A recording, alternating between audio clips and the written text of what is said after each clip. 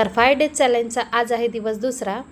आज आपण बनवणार आहोत इयरिंग ट्युटोरियल। त्यासाठी मी 22 गेजची तार, 0.3 गेज वायर, एडी स्टोन आणि पकड, कटर इत्यादीचा वापर केलेला आहे। आपल्याला सर्वात आधी इयरिंगचं लूप तयार करून घ्यायचं आहे। त्यानंतर 0.3 वायरने त्या लूपला लॉक करून घ्यायचं। व्यवस्थित प्रॉपर ते फिटिंग झालं त्यानंतर आपल्याला मागून जे इयरिंगच्या बनवायचे आहे ते जे होल्स आहे एडी स्टोनचे, त्या होल्समधून तार पास करून घ्यायची आहे, जेणेकरून जे लूप आहे ते बाहेर निघायला नको। जेवढेही होल्स आहेत त्याच्या चारही बाजूने आपल्याला पूर्ण पॅक करून घ्यायचे आहे। हे इयरिंग सिंपल आणि सोबर खूप सुंदर दिसतात।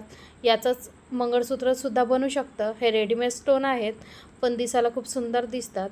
ही तार पूर्ण पॅक करून झाल्यानंतर आपल्याला प्रॉपर असं लॉक करून त्या होल्समधून फिटिंग करून घ्यायची आहे। नंतर वायर कट करायचा। हे झालेले आहेत आपले कानातले तयार। कसे वाटले कमेंटमध्ये नक्की सांगा।